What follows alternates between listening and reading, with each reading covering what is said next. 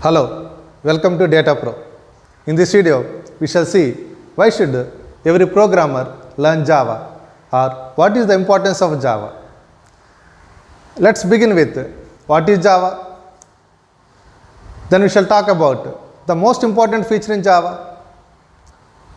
Then we shall throw some light on different types of applications that can be developed in Java. Then at the end, we shall see what are the different languages and technologies that can be learned if you know Java. So this is the agenda of this video. Let us begin with what is Java. Java is a programming language just like any other programming language like C, C++, Python, C#, etc. Java was developed at Sun Microsystems by a team known as Green Project Team led by James Gosling. And James Gosling is regarded as father of Java. Sun Microsystems has been acquired by Oracle Corporation.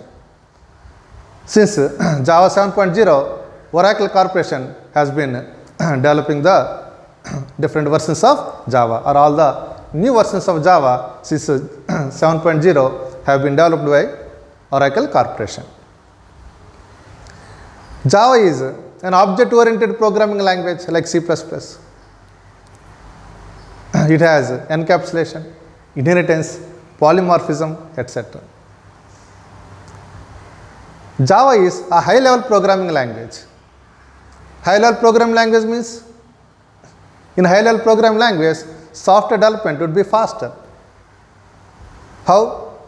Through shorter syntax and using a lot of library. Let me give you some examples. If you want to join two strings or concatenate two strings, in C++ we have to do operator overloading. In Java, we can directly say S3 equal to S1 plus S2. That's it. If you want to sort an array, just say rs.sort. If you want to search for a particular element in a collection of elements, just one statement is sufficient. We can do GUI applications.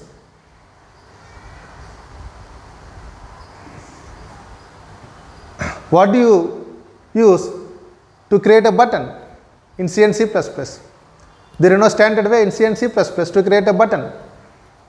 But in Java, you use a button class and create its instance to create a button. To create a frame window, there is no standard library in C and C++ to create a frame window. But in Java, you just extend frame class, you get a frame window. In Java, we have automatic memory management. That is, you just create the objects. You create the object dynamically as in C++. But in Java, you need not bother about destroying the objects or the cleanup process. It is taken care by Java itself. So these are some of the high-level features. I said Java is a programming language. But Java is not just a programming language, it's a platform. Java is a platform. Now what is a platform? We shall talk about platform in the next topic. So we are done with the first topic, what is Java. Now let us go to the next topic, the most important feature of Java. Java is one of the most widely used programming languages in the world. There are many features that have contributed for its popularity. The most important among them is platform independent. So Java is called as platform independent programming language. Before explaining it to you, what is platform independent, you might be interested in understanding what is a platform. A platform is nothing but a combination of a CPU architecture and an operating system. There are many popular operating systems. There are many popular CPU architectures.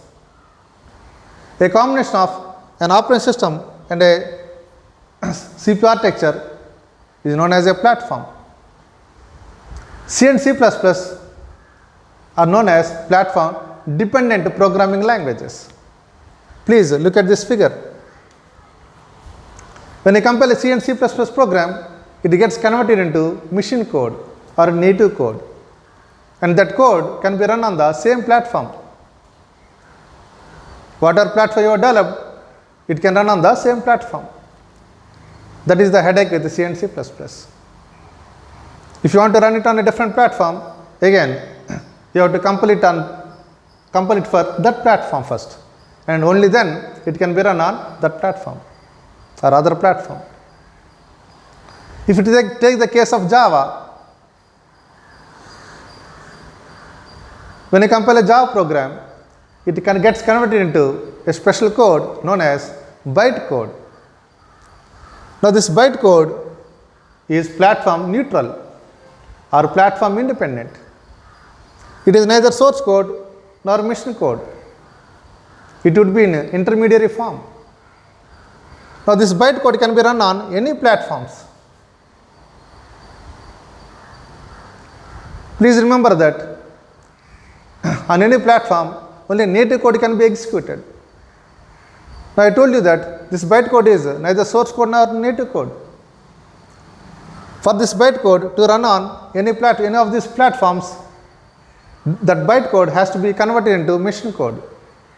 This job is done by a special software known as JVM, stands for Java Virtual Machine, which is a part of JRE, stands for Java Runtime Environment. So the same bytecode can be run on another platform which has a JVM on it. So all these JVMs are platform dependents. So these JVMs convert the common bytecode into a particular platform's specific native code. So this JRE is known as platform. We talked about a platform, so this JRE is the actual platform. The philosophy of Java or the slogan of Java is ORA or Cora. It stands for write once or compile once and run anywhere. Means what? You compile it on your platform and it can be run on any other platform. That is the philosophy of Java. Now, this JRE platform, or on this JRE platform, not only programs developed in Java, but also it supports many other JVM languages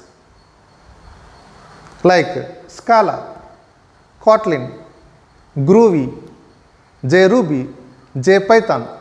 All these are known as JVM languages. Means what? JRE supports programs created even in these languages as well. So all these languages code can be run on the Java platform. Not only programs written in Java language. Let me give an example to convince you about the importance of this platform independency nature. Assume that you are a C++ developer. You have created a software for a client, but that client is using a different platform. Now what do? You have to buy another laptop which matches with that of the client's platform. Only then that can be run on the client's platform. You are creating another software for another client, and even now that second client is using a different platform. Now what do? You have to buy another laptop whose platform is same as that of the second client's platform. Now how many laptops should you buy? This is the headache with C and C++. If you take the case of Java, if you are a Java developer, you create the software on your laptop and you just ask the clients to download and install a simple small software known as JRE, which is nothing but the Java platform. which matches with that of the client's platform. I told you that each platform has a separate JVM or JRE. You just ask the client to download and install officially free of cost, okay, so software onto his machine. That's it. So this is the advantage of platform independence in nature. I hope you got convinced with the importance of platform independence in nature. So we are done with the second topic. Our next topic is, we shall throw some light on different types of applications that can be created using Java. Sun Microsystems has classified Java into three types. They are JSE, JE and JME. JSE stands for Java Standard Edition, JE stands for Java Enterprise Edition, whereas JME stands for Java Micro Edition. Each one of them is meant for a different purpose. Now let us see what each one is meant for. Let us begin with JSE. JSE is used for developing desktop applications. Desktop applications are the one which are installed on our computer and then they are used, like MS Word, MS PowerPoint, Tally, Photoshop, Google Chrome web browser. They are all known as desktop applications. Desktop applications can be graphical user interface applications or text or console applications. So such applications are created using JSE flavor. Now let us see what for JEE is used. JEE is used for developing web applications and enterprise applications. Let us first discuss web applications. What is a web application? Let me first show you some of the examples. The social networking websites that you use, the online banking websites that you use, the online shopping websites that you use, your college website that you use, all are web applications.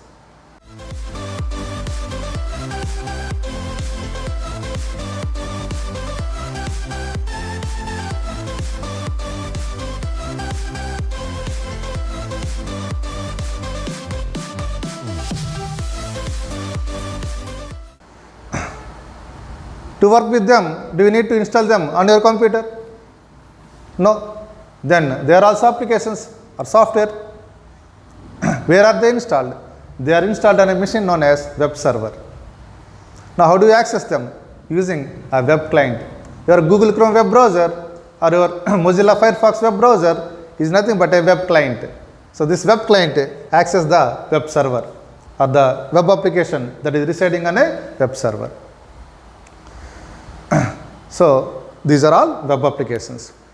If you want to create such web application using Java, then you use a flavor known as JEE. As JEE applications run on a server or web server, hence JEE is also known as server-side Java. Then do you have client-side Java? Yes, JSE itself is client-side Java. How? If you take the example of ATM banking, all the ATM machines are nothing but client-side machines, and the bank server is a server-side machine. If you want to create application or ATM application that runs on ATM machines using Java, then use JSC, and the bank server application is created using JEE. So that's why so the application residing on server is known as JEE application, and the application residing on client machines is known as JSC application or a client-side application. Now let us see enterprise applications. Enterprise means a large organization. An enterprise application is used to cater the needs of an organization. Like steel plant, Indian Railways, Tata Motors, Samsung, HPCL, they are all enterprises. There are different departments in an enterprise, like operations department, accounts department, security department, R&D department, marketing department, godowns or storing department. Okay, right. So the enterprise application is usually used to integrate all these departments' activities. So an enterprise application is basically used to computerize an organization's activities, and it is used by the organization, not by the customers of the organization, whereas an web application is used by the customers of an organization. So that is the basic difference between enterprise application and web application. So enterprise application is used by an organization itself, or by the employees of the organization, whereas a web application is used for the customers of an organization or a customers of a company. Web application runs on a web server. Similarly, enterprise applications runs where? Enterprise server? Yes, but it is called as application server. Again, application server internally contains a web server.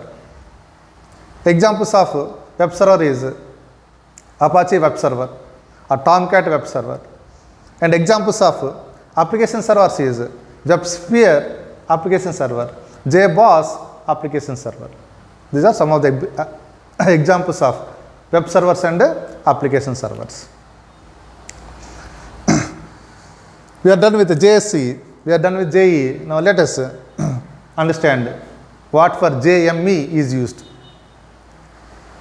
JME is used for devices which are not computers. That is, they are not desktops, they are not laptops, they are not server computers. Usually they are consumer appliances.